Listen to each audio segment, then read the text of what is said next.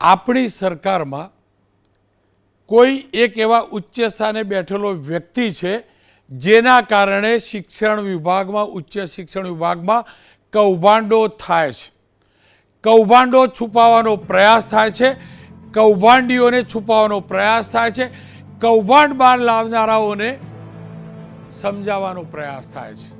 હું નામ ખુલીને આજે નહીં બોલું અને સમય આવે બોલીશ, સમય આવે નામ બોલીશ એટલે એ વ્યક્તિ સમજી જાય, એ વ્યક્તિ સમજી જાય, એ જેટલો પણ મોટો નેતા હોય કે અધિકારી એ સમજી જાય. હું બોલીશ નામ, ખેલ બંધ કરે. હું વાત કરું છું ઉત્તર ગુજરાત હેમચંદ્રાચાર્ય યુનિવર્સિટી 2018માં ફર્સ્ટ યર MBBSની પરીક્ષા લેવાય છે. આ પરીક્ષામાં અનેક કેટલાક વિદ્યાર્થીઓ નાપાસ થાય છે. એ નાપાસ થયેલા વિદ્યાર્થીઓ એનાટોમી વિષયની અંદર 3 વિદ્યાર્થીઓ છે જે રીએસેસમેન્ટ માટેની વાત કરે છે. પહેલાં એસેસમેન્ટ, ત્યારબાદ રીએસેસમેન્ટ. રીએસેસમેન્ટમાં એ 3 વિદ્યાર્થીઓ નાપાસ થાય છે. જે તે સમયે વોરા, શ્રીમાન વોરા કે જેઓ યુનિવર્સિટીના બાદમાં વાઇસ ચાન્સલર બનેલા, તે જે તે સમયે કેમેસ્ટ્રી વિભાગના હેડ હતા અને આ જે રીએસેસમેન્ટ માટેની કમિટી હતી એના કન્વીનર હતા. એ 3 પેપર રીએસેસમેન્ટ માટે સુરત કોલેજમાં જાય છે નિયમ પ્રમાણે અને ત્યાં આગળ નાપાસ આવે છે. પણ એ 3 વિદ્યાર્થીઓની આખીને આખી આન્સર બુક બદલાઈ જાય છે. એ 3 વિદ્યાર્થીઓને પાસ જાહેર કરાય છે. કોઈ અરજી થાય છે, કોઈ નનામી વાત પહોંચે છે, યુનિવર્સિટીએ કમિટી બનાવે છે, યુનિવર્સિટી પોતે કમિટી બનાવે છે, કમિટીના પ્રમાણિક મેમ્બરો એની તપાસ કરે છે. તપાસમાં સામે આવે છે કે આ 3 વિદ્યાર્થીઓ નાપાસ હતા, રીએસેસમેન્ટમાં પણ નાપાસ હતા, પણ એમની આન્સર બુક બદલી તેમને પાસ કરવામાં આવે છે. એ આન્સર બુક ઉપર, એ આન્સર બુકની કોપી પણ આપ સ્ક્રીન ઉપર જોઈ શકશો. પરીક્ષા વખતે જે હાજર નિરીક્ષક હોય છે એની સિગ્નેચર નથી, એનો મતલબ પણ એ દિવસથી ક્લિયર થઈ ગયું હતું કે આ ખોટી રીતે આ લોકોને પાસ કરવામાં આવે છે. છતાં પણ યુનિવર્સિટી કોઈ કાર્યવાહી કરતું નથી. એબીપી અસ્મિતા આજથી 3-4 વર્ષ પહેલાં મુદ્દો ઉઠાવે છે. કિરીટ પટેલ પાટણના ધારાસભ્ય આ મુદ્દો ઉઠાવે છે વિધાનસભામાં અને ત્યારબાદ એક સભ્યની કમિટી બને છે અને એ સભ્ય પંકજ કુમાર જ્યારે ત્યારે ACS હોમ હતા, જે પછી રાજના ચીફ સેક્રેટરી બનેલા. ચીફ સેક્રેટરી બન્યા એના પહેલાં એ રિપોર્ટ ફાઇલ કરે છે. એ રિપોર્ટની પણ કોપી જોજો. એમાં સ્પષ્ટ પંકજ કુમાર લખે છે કે આ કૌભાંડ થયું છે, ગુણ સુધારાની વિસંગતતાઓ છે અને રીએસેસમેન્ટ સાથે જોડાયેલા વિરુદ્ધ કાર્યવાહી કરવી. ત્યારબાદ પણ યુનિવર્સિટી કાર્યવાહી નથી કરતી અને યુનિવર્સિટી એક ખેર કમિટીની નિયુક્તિ કરે છે. ખેર કમિટીની નિયુક્તિમાં ખેર કમિટીનો રિપોર્ટ આવે છે. તેમાં કહેવામાં આવે છે કે હા, આ ગુણ ખોટી રીતે સુધાર્યા છે, આન્સર બુક બદલાઈ છે. આન્સર બુક કેમેસ્ટ્રી વિભાગની 3 જેના હેડ અને આ જ્યારે આખો વિવાદ સામે આવ્યો ત્યારે જે વાઇસ ચાન્સલર હતા તે શ્રીમાન વોરા હતા. ત્યારબાદ પણ કાર્યવાહી થતી નથી અને પછી કિરીટ પટેલ ફરીથી અવાજ કરે છે. કિરીટ પટેલ અદાલતમાં પણ જાય છે. એ વખતે CID ક્રાઇમને તપાસ આપવામાં આવે છે. CID ક્રાઇમનો સ્પષ્ટ રિપોર્ટ આવે છે જેમાં 5 લોકો કૌભાંડી છે એવું બતાવવામાં આવે છે. પહેલું નામ એ વોરાનું છે, પણ કોઈ કાર્યવાહી નહીં. અદાલતની અંદર કાર્યવાહી થાય છે. ત્યારબાદ અદાલત ઓર્ડર કરે છે. અદાલતના આદેશ બાદ લોકલ પોલીસ સ્ટેશનને આદેશ થાય છે. લોકલ પોલીસ સ્ટેશન યુનિવર્સિટીના રજિસ્ટ્રારને કહે છે કે FIR નોંધો, તો પણ નથી થતી. છેલ્લે FIR ગઈકાલે FIR થઈ. એ કોની સામે? તો જે 3 વિદ્યાર્થી ખોટી રીતે પાસ થયા હતા એ સ્વાભાવિક હતું. 2 રોજમદાર, એ સિવાય કોઈ નહીં. જે વોરા તત્કાલીન યુનિવર્સિટીના વાઇસ ચાન્સલર બનેલા, જે એના પહેલાં કેમેસ્ટ્રી વિભાગના હેડ હતા, જે આખા આનું રીએસેસમેન્ટનું એમની જવાબદારી હતી, જેમની સિગ્નેચરથી એ છોકરાઓ પાસ થયા, એમના વિરુદ્ધ કોઈ કાર્યવાહી નહીં. હું ફરીથી કહું છું, ઉચ્ચ શિક્ષણ વિભાગનું આ કૌભાંડ છે. આની અંદર કૌભાંડીઓને બચાવવાનો પ્રયાસ થાય છે. એક નેતાના ઈશારે આટલા રિપોર્ટ પછી પણ ફરિયાદ ન થાય એનું ધ્યાન રાખવામાં આવ્યું. ફરિયાદ થઈ તો જે રજિસ્ટ્રારે કરી તો યુનિવર્સિટીની કાઉન્સિલ બોડીના બધા ચેલા ચપાટા જે કૌભાંડિયાઓને બચાવવા માટે સ્પષ્ટ કહેતા નથી કે સીઆઈડી ક્રાઇમનો આ રિપોર્ટ છે. યુનિવર્સિટીનું નાનામાં નાનું બાળક જાણે છે, છતાં પણ આની અંદર કૌભાંડ થાય છે. એટલે જ ભૂપેન્દ્રભાઈ પટેલ કહું છું, એટલે જ કહું છું, તમે પ્રમાણિક છો પણ તમારી સરકારમાં અનેક અપ્રમાણિક છે અને આવા અપ્રમાણિકો આવા લોકોને ડૉક્ટર બનાવશે તો આવા જ કાંડ થશે, ખ્યાતિકાંડ જેવા કાંડ થશે. રૂપિયા ખર્ચીને પાસ થયેલા, આખી આન્સર બુક બદલીને પાસ થયેલા લોકો અને એ આખું કૌભાંડનો સરગનાને જો કાર્યવાહી ન કરવાના હોય તો પછી આ જ થવાનું છે. હવે સરકારની ફરજ છે કે કોણ એ વ્યક્તિ છે, કોણ એ વ્યક્તિ હતો, કોણ એ નેતા છે કે આ કૌભાંડની અંદર કૌભાંડીઓને કોઈ તકલીફ ન પડે એનું ધ્યાન રાખે છે. અને એટલે જ ચર્ચા કરું છું. એબીપી અસ્મિતાએ મુદ્દો ઉઠાવ્યો હતો. હું ફરીથી કહું છું, સત્ય ક્યારે પરાજિત થતું નથી, પણ હા, સત્ય ઉપર ક્યારેક અસત્યનું ગ્રહણ લાગે છે અને વાદળું આવે છે. એ વાદળું આવ્યું છે, એ હટાવવાની જવાબદારી રોનક નારણભાઈ પટેલની છે. અને ડંકાની ચોટ ઉપર કહું છું, એ નેતા ડંકાની ચોટ ઉપર કહું છું, કિરીટ પટેલને કદાચ રાજકીય રીતે તમે દબાવશો, કોઈ વાર દબાવશો, પણ મારા શરીરમાં આત્મા છે ને ત્યાં સુધી હું નહીં દબાવું, એ પાક્કું છે. અને એટલે જ ચર્ચા કરું છું. ડૉક્ટર કિરીટ પટેલ ધારાસભ્ય છે પાટણના, હરીશભાઈ ચૌધરી છે તપાસ સમિતિ જે હતી પહેલો રિપોર્ટ એમને પ્રમાણિકતાથી આપેલો, અને રોહિતભાઈ દેસાઈ રજિસ્ટ્રાર છે. મેં રોહિતભાઈ સાથે વાત કરી છે ને એ જોઈ લઈએ. રજિસ્ટ્રાર સાહેબ નમસ્કાર, આપનું સ્વાગત છે. જો 1400થી વધુ એપિસોડ કરે હું પહેલી વાર પ્રશ્નો તૈયાર કરી લાવ્યો છું. આ પ્રશ્નપત્ર તૈયાર કરતા છે યુનિવર્સિટીનું. મેં પહેલી વાર મારે જ જાતે તૈયાર કરેલી પરીક્ષામાં પાસ થવા પ્રશ્નો લખ્યા છે. મારો 7 પ્રશ્નો છે. પહેલો પ્રશ્ન એ છે, 9 સપ્ટેમ્બર 2024ના રોજ પાટણ બી ડિવિઝનના પીઆઈએ તમને પત્ર લખ્યો અને પત્રના 4 નંબરના મુદ્દામાં સ્પષ્ટ હતું એફઆઈઆર નોંધાવવાનું, અને એમાં સ્પષ્ટ હતું કે વોરા વિરુદ્ધ પણ તત્કાલીન યુનિવર્સિટીના રજિસ્ટ્રાર એમના વિરુદ્ધ પણ એફઆઈઆર નોંધાવી અને સંદર્ભ હતો સીઆઈડી ક્રાઇમનો રિપોર્ટ. શું કારણ રહ્યું અત્યાર સુધી ફરિયાદ ન નોંધાઈ? શું કારણ રહ્યું આ ફરિયાદમાં પણ વોરાને હું કહું છું, હું નામ સાથે કહું છું, રોનક નારણભાઈ પટેલ તરીકે કહું છું, શું કારણ વોરાને તમારી યુનિવર્સિટીએ નફટાઈ નાલાયકી કરીને બચાવ્યા? જ્યારે આ પ્રશ્ન ઉપસ્થિત થયો 18-19ની પરીક્ષાના રીએસેસમેન્ટને લઈને, અને એ પ્રશ્ન 2020માં કારોબારી સમક્ષ આવ્યો અને કારોબારીમાં મૌખિક સૂચનાથી આ તપાસ મૂકવામાં આવેલી. અને એ તપાસના અનન્વે કે સરકારશ્રીએ પણ સૂચનાઓ આપી અને સૂચનાઓના આધારે પંકજકુમારનો જે રિપોર્ટ હતો એ રિપોર્ટના આધારે કે ભાઈ ફરિયાદ આમના સામે ફાળવી, ત્યારે શિસ્ત વિષયક પગલાં લેવાની સૂચના આપવામાં આવી.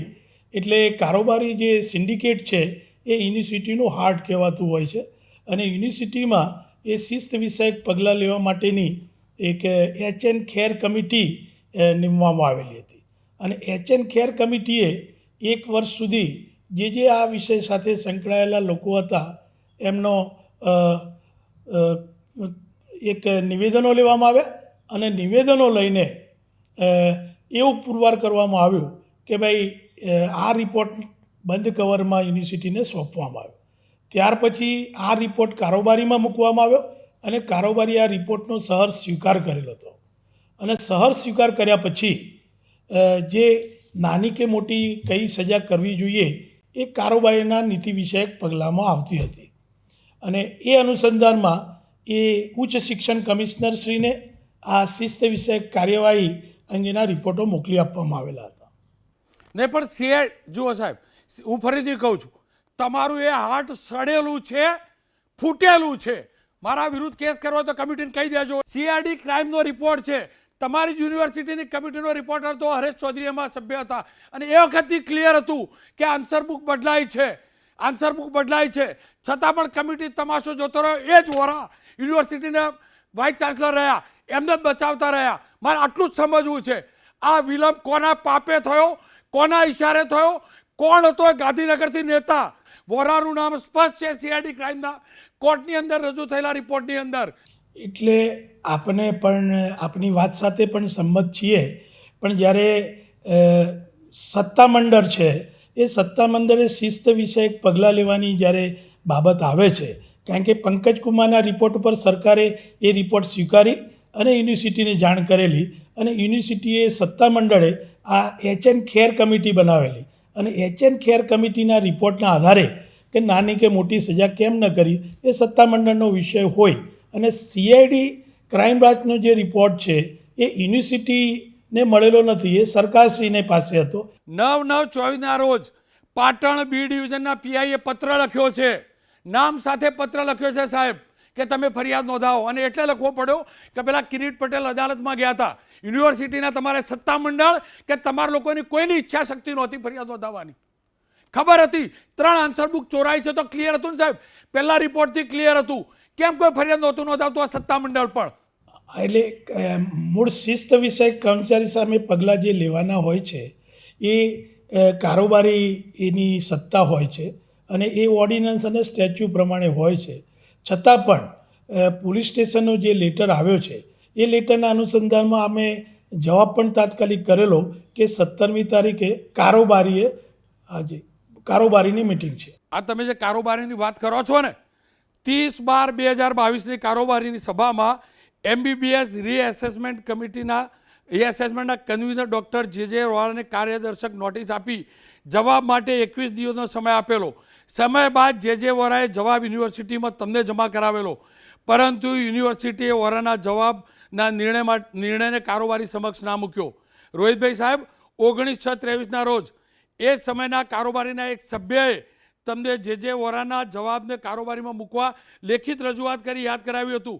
2 વર્ષ સુધી વોરાના જવાબનો નિર્ણય લેવો. વોરા કોનો વહેવાય થતો હતો ભાઈ? શના માટે? શના માટે? મને કહી દો કોણ એ નેતા છે જે તમને ફોન કરે છે? હું ફરીથી કહું છું, મારા ઉપર કેસ કરજો અને નેતાને કહેજો કરે. મારી જોડે પૂરા પુરાવા છે, પૂરા પુરાવા સાહેબ. કેમ કાર્યવાહી ના થઈ? 2 વર્ષ થઈ ગયા સાહેબ, 2 વર્ષ થઈ ગયા. સિસ્ટમિથી આખી આન્સર બુક ચોરાય અને બધી વાર્તાઓ કરવાની. નહીં, આપના પ્રશ્ન સાથે યુનિવર્સિટીના રજિસ્ટ્રાર તરીકે હું સંમત પણ છું, અને આપનો ગુસ્સો પણ જાયજ છે. છતાં પણ આપણી કોર્ટ અથવા તો સત્તામંડળોની જે પ્રક્રિયાઓ છે એ પ્રક્રિયાઓના આધારે અધિકારીઓ કામગીરી કરતા હોય છે, અને છેવટે હું 15/3/24ના રોજ રજિસ્ટ્રાર તરીકેનો ચાર્જ લીધો. એના થોડા સમયમાં મેં આ એફઆરઆઈ નોંધાવેલી છે. આપ પૂરતી વાત નથી. જુઓ, તમારા કેમ કે આપ આ મંડળ સાથે જોડાયેલા છો એટલે આપને આ સવાલ પૂછી રહ્યો છું. મારી જોડે બધા પુરાવા છે. હું ફરીથી કહું છું, હું એક્ટિવિસ્ટ નથી ને, હું એક્ટિવિસ્ટ નથી એટલે હું કોઈ કાર્યવાહી નથી કરી શકતો. હું ફરીથી કહું છું, કરવા નથી માગતો. પણ તમારી યુનિવર્સિટી, એવી તમને કહું, તમારી આન્સર બુકની શું ગડબડી થઈ છે ને પર્દાફાશ કરવાળો હું હતો. અને હું મરી જઈશ ને તો મારું મળદું પણ તમારી યુનિવર્સિટી નહીં છોડે. કારણ કે તમારો આ જે વરા જે ખેલ કરીને ગયેલો ને, 3 ડૉક્ટર જે બનાવવા નીકળેલા ને, એ અનેક લોકોને મળદું બનાવતા. એટલે આ પૂછી રહ્યો છું. સીઆઈડી ક્રાઇમના રિપોર્ટના આખો ખેલ પાડ્યો. અરજી અને એફઆઈઆર કોના ઉપર થઈ? 2 રોજમદાર અને 3 વિદ્યાર્થી. કેમ ભાઈ રોજમદાર? આ જ વોરા એની જ ગાડી લઈને સુરત યુનિવર્સિટીની અંદર, સુરતની મેડિકલ કોલેજમાં રીએસેસમેન્ટ માટે ગયેલા, એમાં ફેલ હતા. એ આન્સર બુકની ઉપર નિરીક્ષકની પરીક્ષકની સહી નથી, છતાંય માર્ક સુધારાને મંજૂરી આ વોરાએ આપેલી. વોરા કેમેસ્ટ્રી વિભાગના વડા હતા, વોરા આ એસેસમેન્ટની કમિટીના કન્વીનર હતા, તો વોરાના નામ સાથે ફરિયાદ કેમ નહીં? હાજી. એટલે આપની વાત વાસ્તવિક રીતે, પરંતુ જ્યારે કારોબારી જે ઠરાવ કરતો હોય છે અને એ ઠરાવના આધારે રજિસ્ટ્રારશ્રીને ફરિયાદ નોંધાવવાની હોય છે. તો કોણ લોકો હતા? કારોબારીનો કોણ વ્યક્તિ હતો? એવો કોણ વ્યક્તિ હતો કે આ વોરા વિરુદ્ધ ફરિયાદ નામ ન લખવાવાળો? મારે એટલું જ જાણવું છે. મને એટલું કહી દો, કોણ હતા કે આ વોરા વિરુદ્ધ ફરિયાદ ના નોંધાવી જોઈએ એવું કહેવાવાળા? ચોખ્ખું છે ને સાહેબ, ચોખ્ખું છે. વોરા કેમેસ્ટ્રી વિભાગના વડા હતા, વોરાના વિભાગમાંથી 3 આન્સર બુક બદલાઈ, વોરા એસેસમેન્ટ કમિટીના કન્વીનર હતા. એ સમયે થયું. વોરાના નામ સાથે સીઆઈડી ક્રાઇમે લખ્યું છે. 1 થી 5 જે આરોપી છે ને એમાં પહેલું નામ વોરાનું છે. કુલપતિ હતા એ વખતે. કેમ? કઈ કમિટીનો કયો સભ્ય છે જે એમ કહે છે કે વોરાનું નામથી એફઆઈઆર નહીં નોંધાવવાની? તમને કોને કહ્યું કે વોરાનું નામ નહીં લખાવવાનું? નહીં, આમાં એવું છે કે સીઆઈડી ક્રાઇમ બ્રાન્ચનો જે રિપોર્ટ છે એ રિપોર્ટ એકચ્યુઅલી યુનિવર્સિટીને મળેલો નથી, સરકારના વિભાગને મળેલો છે. સાહેબ, અદાલતમાં સાંભળો, અદાલતમાં રજૂ થયેલો છે, તમારા વકીલ પણ જાણે છે, બધા જાણે. સાહેબ, આંખે પડદો ના લગાવશો, મહેરબાની કરીને સાહેબ, આંખે પડદો ના લગાવશો. જાણી જોઈને ના થશો, જાણી જોઈને ના બંધ કરશો આંખો, સાહેબ મરી જઈશું આવું આવું કરીશું તો. એકને આવા અનેક કૌભાંડ થશે. ને એટલે આપણે ફરિયાદમાં પણ એવું છે કે આ પ્રકરણમાં સત્યતા બહાર આવે અને યુનિવર્સિટીની મૌખિક જેની રજૂઆત કરી એના આધારે જ આ એમબીબીએસનો કેસની શરૂઆત કરેલી. ખાલી મૌખિક રજૂઆત પર જ આ કાર્યવાહી કરેલી છે. સાહેબ, મૌખિક રજૂઆત સાંભળો. પહેલાં કહું, એ કમિટીનો અહેવાલ છે ખરો મૌખિક રજૂઆત ઉપર, એ હરેશ ચૌધરી હતા એ કમિટીમાં. એમને મેં લાઈવમાં બેસાડેલા. મારી જોડે બધા રિયલ ડોક્યુમેન્ટ છે, હું ફરીથી કહું છું, રિયલ ડોક્યુમેન્ટ છે. આન્સર બુકની કોપી છે, આન્સર બુકની કોપી જે ગોલમાલ કરી છે ને, સહી વગર માર્ક આપ્યા છે. અને તમે તો, હું તો ઓછું ભણેલો સાહેબ, આપ તો યુનિવર્સિટીના રજિસ્ટ્રાર છો. એ વ્યક્તિએ સાઇન કરી અને મંજૂર કરે માર્ક સુધારા. એમને ખબર ન પડે કે ભાઈ સહી ના થાય, જો ઇન્વોલ્વ નથી તો સહી શું કરવા કરી? નિરીક્ષકની સહી નથી અને સહી કરવા માણસ ના ખબર પડે. અને આ રોજમદાર એને જ રાખેલા હતા, એમને જ રાખેલા હતા નિરીક્ષક તરીકે. આ કોઈ રોજમદાર નહોતા, નિરીક્ષક તરીકેનો ખેલ કરવા રાખેલા હતા. એટલે આપ પણ સારા એપિસોડ ચલાવો છો, આપની વાત સાથે પણ હું સંમત છું. છતાં પણ કાયદાની અને આ બધી સમિતિઓની જોગવાઈના અનુસાર કાર્ય પદ્ધતિને આપણે અનુસરતા હોય છે. છતાં પણ આપણે એક વિશ્વાસ દિલાવું છું કે યુનિવર્સિટી દ્વારા જે ફરિયાદ કરવામાં આવી છે એમાં પણ કોઈ બચી શકે એમ નથી અને હજી પણ એમાં જેના નામ ખુલશે એની પણ તપાસ થશે એવી રોનકભાઈ આપને ચોક્કસતાથી અને નિષ્ઠાપૂર્વક હું આપને વાત કરું છું. સાહેબ, એક અંતિમ સવાલ. એક નાગરિક તો છો ને આ દેશના સાહેબ, એક નાગરિક ધર્મ નિભાવીને કહો કે એ જે ડિપાર્ટમેન્ટનો વડા છે, જે પોતે આ રીએસેસમેન્ટનો કન્વીનર છે, જે પોતે આન્સર બુક લઈને ગયા છે, જે પોતે સિગ્નેચર કરી છે, જેના વિશે જે આખું કૌભાંડ થયું છે, આપ જોડાય પહેલાંનું આ કૌભાંડ છે, આપનો કોઈ રોલ નથી સાહેબ, પણ અત્યાર સુધી એ વ્યક્તિ વિસી રહ્યા અને કોઈ કાર્યવાહી ના થઈ, આ કેટલું યોગ્ય હતું? એક નાગરિક તરીકે કહેજો સાહેબ, હું હાથ જોડીને કહું છું, હું યુનિવર્સિટીના રજિસ્ટ્રારને નહીં પૂછી રહ્યો, મારા ભારત દેશના નાગરિકને પૂછી રહ્યો સાહેબ.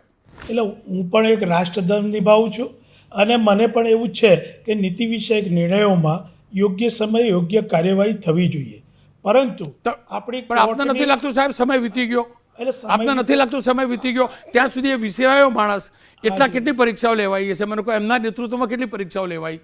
આપની વાત સાથે હું સંમત છું, પરંતુ હું આપને પણ દિલાસો આપું છું કે નિષ્ઠાપૂર્વક જે છે એના જે કંઈ લોકો છે એ બહાર આવશે અને સત્યતાના દ્વારે અને આપે જે પણ મહેનત કરેલી છે એ પણ આપ સુધી પહોંચશે, ચોક્કસતાથી પહોંચશે. અને હું આપને પણ એક વંદન કરું છું કે આ વિષયને લઈને આપ સારી એવી ગંભીરતા પણ દાખવી રહ્યા છો. ખેર, હરેશભાઈ મારી સાથે જોડાયા છે, કિરીટભાઈ જોડાયા છે. હરેશભાઈ, તમે પ્રમાણિકતાથી તપાસ કરેલી એમાં સ્પષ્ટ હતું. જે મને પણ પુરાવા મળ્યા હતા, એક્ઝેક્ટ એ જ પ્રકારના પુરાવા તમારા હતા. સત્તા મંડળ, વહીવટ, આ તે મારા દેશના, મારા રાજના કાનૂન કરતાં પણ આ યુનિવર્સિટીનું સત્તામંડળ મોટું. તમને લાગે છે? તમારો અનુભવ શું કહે છે? તમારું એસેસમેન્ટ શું કહે છે? એફઆઈઆર કરવામાં વિલંબ થયો છે કે નહીં? નંબર 1. નંબર 2, જો ડિપાર્ટમેન્ટનો હેડ, એસેસમેન્ટ કમિટીનો હેડ ન ઈચ્છતો હોય તો આ પ્રકારની ગેરરીતિ થઈ શકી હોત ખરી? હું સ્પષ્ટ નામ સાથે કહું છું, શ્રીમાન વોરાના.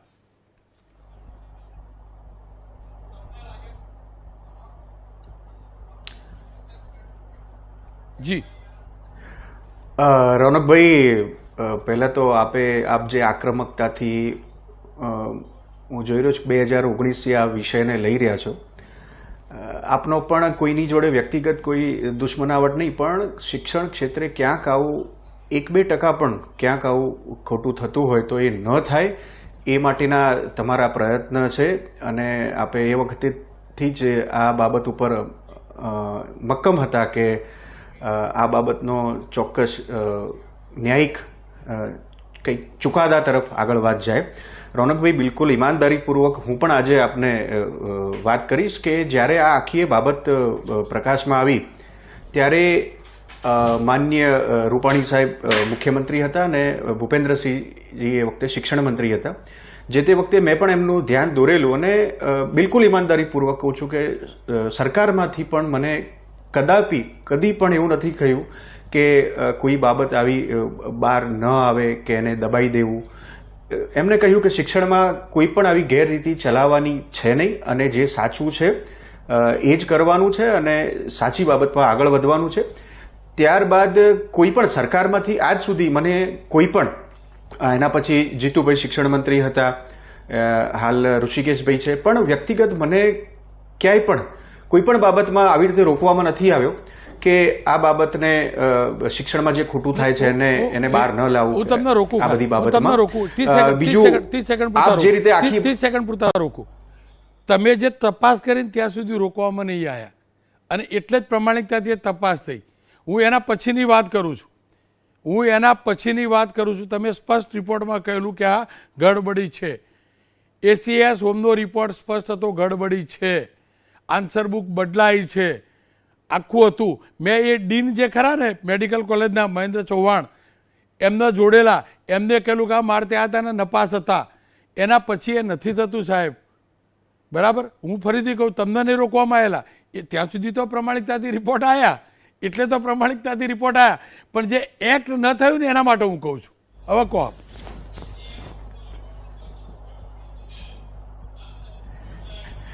રોનકભાઈ, આ આખી એ બાબતમાં જેના ઉપર ફરિયાદ થઈ છે એ ટૂંકમાં તમને કહીશ કે હું પરીક્ષા શુદ્ધિકરણ સમિતિનો પણ ચેરમેન રહ્યો છું. તો અમારા યુનિવર્સિટીના નર્મ્સ પ્રમાણે હું હોય કે કોઈ વિદ્યાર્થી કોપી કેસ કરતો હોય યા કોઈ કાપલી કરતો, ચોરી કરતો પકડાય તો અમે એને 6 મહિના 12 મહિના એને સજા કરતા. પણ આની અંદર ચોક્કસ આપણે આ વિદ્યાર્થીઓને કે એમને એમના કર્યા પ્રમાણે ક્યાંક એ વખતે નાબાલિક હશે ને એમને 7 વર્ષ જેટલી સજા, અને મેડિકલમાં તો કદાચ અભ્યાસક્રમે બદલાઈ ગયો છે, હવે એ આગળ અભ્યાસ કરી શકશે કે નહીં એ પણ નક્કી છે. એટલે વિદ્યાર્થીઓને શૈક્ષણિક એની સજા મળી ગઈ છે. એટલે વાત વિદ્યાર્થી હવે જેને આ કર્યું છે એને ચોક્કસ સજા થવી જોઈએ, પણ વિદ્યાર્થીઓને જે સજા મળવી જોઈતી તે વિદ્યાર્થીઓને સજા આની મળી ગઈ છે. વિદ્યાર્થી પર કોઈનો વાદ નથી. હું ફરીથી કહું છું, વાત વિદ્યાર્થી પૂરતી નથી. મારો સવાલ સીધો છે હરેશભાઈ, જો તમે સ્પષ્ટ બોલવાવાળા વ્યક્તિ છો, કાયદાકીય થશે જે તમે સ્પષ્ટ વ્યક્તિ છો, સાંભળી લો, બનાસકાંઠાના છો, દૂધને પાણીનું પાણી કરવાવાળા છો, અને હું એક પોરો શોધીને કાઢવાવાળો વ્યક્તિ શોધીને કાઢી લાવ્યો છું. એટલે કહું, તમે શું માનો છો? કરતા ધરતાનો હાથ ના હોય તો આ 3 આન્સર બુક આ રીતે બદલાવી શક્ય હતી ખરી? સ્પષ્ટ કહી દો, હા કે ના.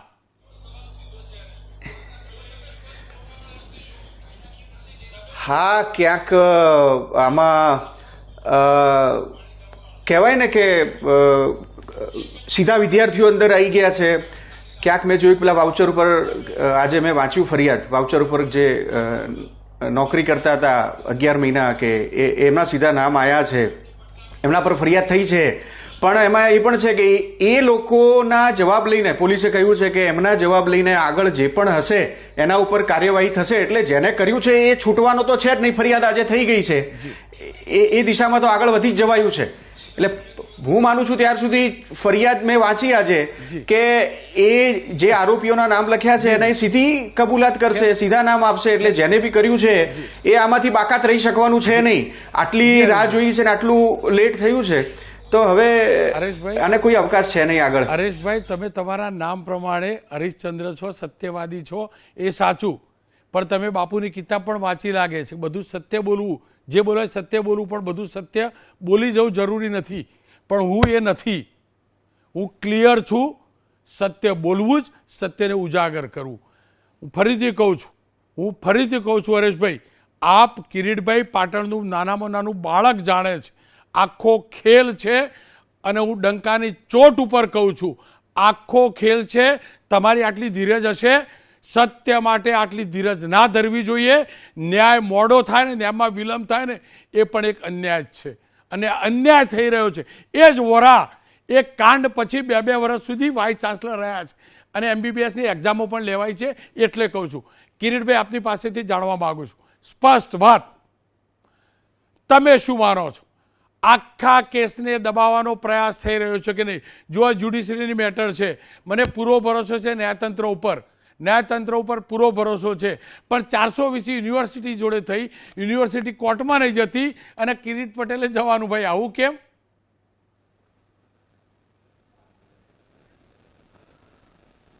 રોનકભાઈ, તમે પણ આ પ્રશ્નને ઉજાગર કરવા માટે બહુ પ્રયાસ કર્યો.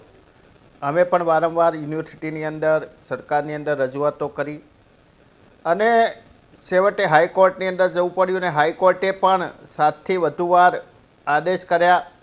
ત્યારે ફરિયાદનું નાટક, આ ફરિયાદ નથી રોનકભાઈ, હું ફરીથી કહું છું કે ફરિયાદનું નાટક કરવામાં આવ્યું.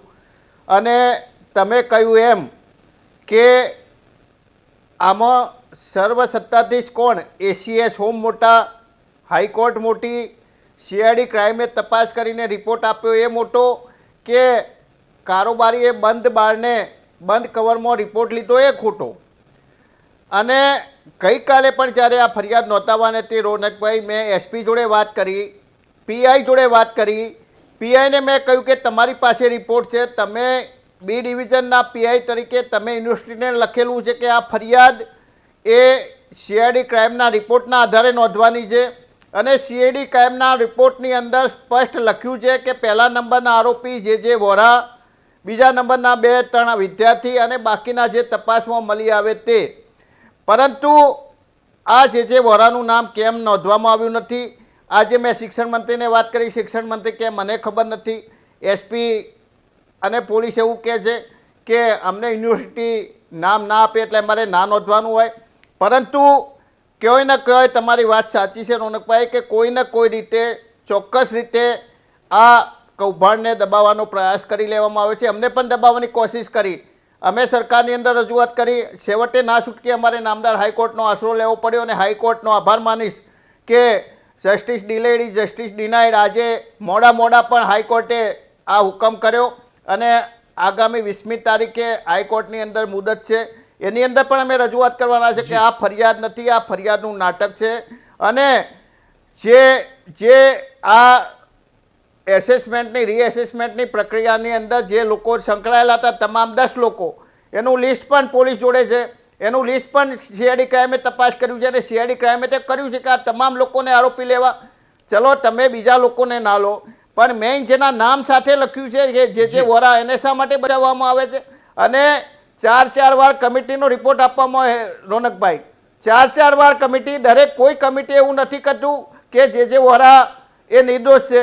અને જ્યારે ફરિયાદ કરવામાં આવે છે ત્યારે કાલે કુલપતિ અને કુલ સચિવ, આ બધું નાટક રોનકભાઈ, તમે જેને લાઈન ઉપર લીધા, આ બધું નાટક કરવાવાળો એક જ વ્યક્તિ છે, એ યુનિવર્સિટીનો રજિસ્ટ્રાર જે વોરા સાથે મેરાપીપણું કર્યું છે એ રોહિત દેસાઈ છે.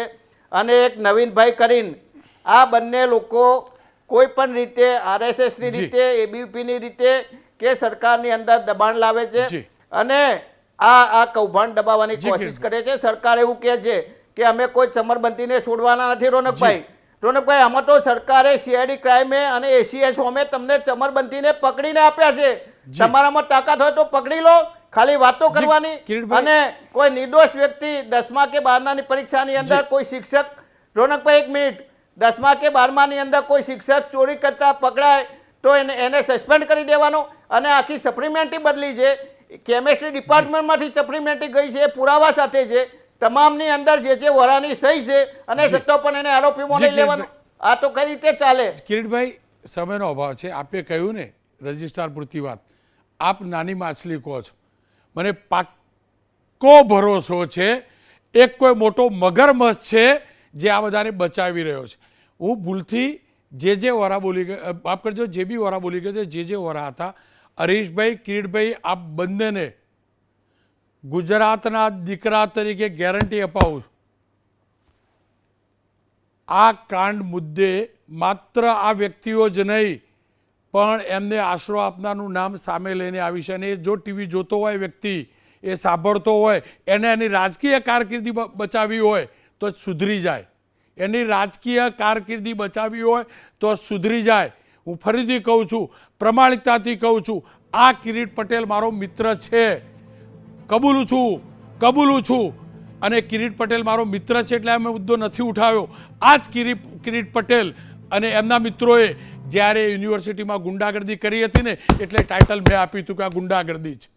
પણ એ બાહોશ રજિસ્ટ્રાર અને એ જ પોલીસ 24 કલાકમાં કિરીટ પટેલના બધા સાગરીતોને પકડી શકતી હોય તો આ એફઆઈઆર નોંધાવવામાં વર્ષો કેમ કરે છે ભાઈ? કેમ કરે છે? બસ કોઈ બાપ છે જે બધાને કઠપુતલીની જેમ રમાડે છે. હું ફરીથી કહું છું, એ બાપ ભૂલી જાય, એ કઠપુતલીઓ બચાવમાં એની આંગળીઓ ખોશે એ મગજમાં રાખે. કારણ કે આ પાપ કર્યું છે, ખોટી રીતે ડોક્ટરો બનાવવાનું કૌભાંડ છે. અને એ 3 વિદ્યાર્થીઓ માટે મારે કોઈ લેવા દેવા નથી.